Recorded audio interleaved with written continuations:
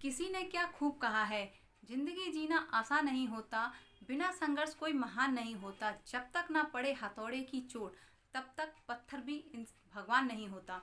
Hello guys, welcome back to my channel, myself Sunita Singh. Friends, आज हम बात करते हैं एक किसान की। एक किसान जो भगवान से बहुत नाराज़ था, बहुत ही ज़्यादा नाराज़ था। बहुत मेहनती किसान था, अपने खेतों पर बहुत ज़्यादा ध्यान दिया करता था।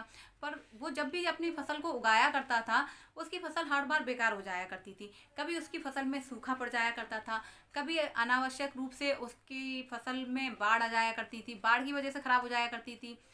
तो एक दिन वो बहुत ज़्यादा दुखी हो गया, आसमान की तरफ ऊपर देखने लगा और भगवान से कहने लगा, हे प्रभु, सब लोग आपको सर्वज्ञाता मानते हैं कि आप सब कुछ जानते हैं। आपकी मर्जी के बिना कोई पत्ता भी नहीं हिलता है। पर मुझे एक बात समझ में नहीं आई। मुझे लगता है कि आप छोटी से छोटी बात भी नहीं जानते। अगर आप जानते होते तो ये जो असमय होने वाली आंधी तूफान बारिश होती तो इसको आप ना भेजते। जब आप इसको भेजते हैं तो हम किसानों की फसल बर्बाद होती है। हम लोगों को बहुत दुख होता है, बहुत कुछ सहना पड़ता है। मैं आपसे यही चाहता हूँ कि आप मेरे हाथों में एक ऐसी शक्ति दे दें जिससे कि मैं जब चाहूँ तब मौसम को परिवर्तित करके फसलों को अच्छा सा उगा सकता हूँ। फिर आप देखना कैसे मैं फसलों का भंडार, अनाज का भंडार लगा दूंगा। भगवान जी ये बातें उसकी सुनते रहे। भगवान जी ने कहा, ठीक है, जैसा तुम चाहते हो मैं तुमको दे देता हूँ। भगवान जी ने वो शक्ति उसको दे दी।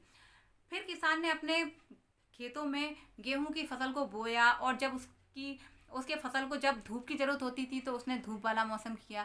जब उसकी फसल को बारिश की ज़रूरत हुआ करती थी तो उसने बारिश भी कराई। उसने अपने खेतों के चारों तरफ बिल्कुल भी ना आंधी तूफान बारिश किसी को नहीं आने दिया था।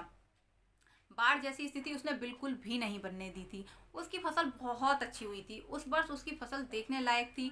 उसके पूरे खेत को देख के इतना अच्छा लगता था। वो किसान मन ही मन बहुत प्रसन्न हो गया।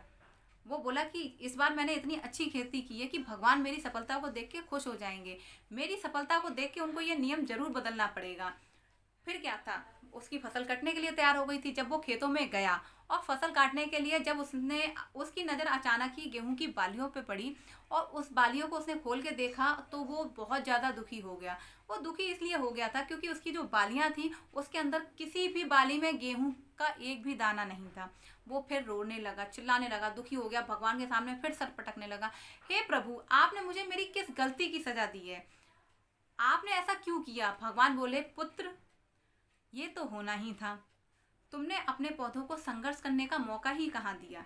ना तो तुमने तेज उनको जूझने दिया और ना ही तुमने तेज बारिश से उनको सह तेज बारिश उनको सहने दी और ना ही तुमने धूप में उनको तपने दिया।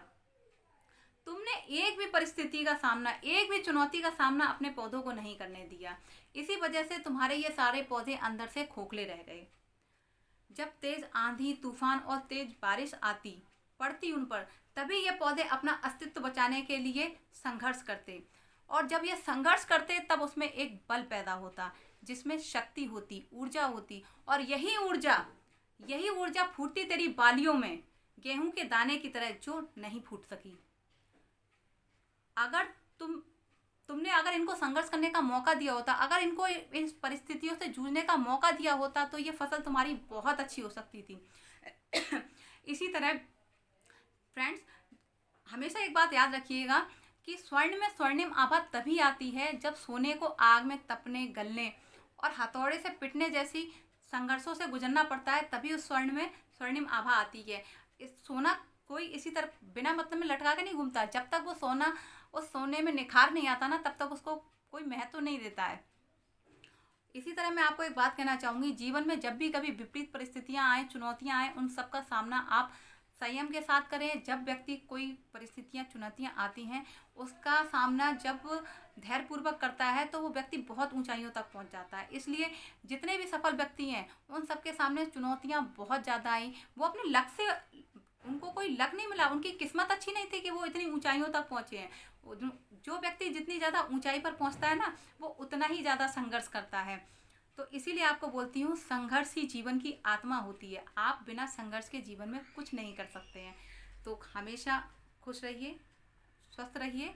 और अगर मेरा चैनल आपको अच्छा लगा हो, वीडियो अच्छा लगा हो, तो चैनल को लाइक एंड सब्सक्राइब जरूर करिए। मिलते हैं नेक्स्ट वीडियो में। Thank you.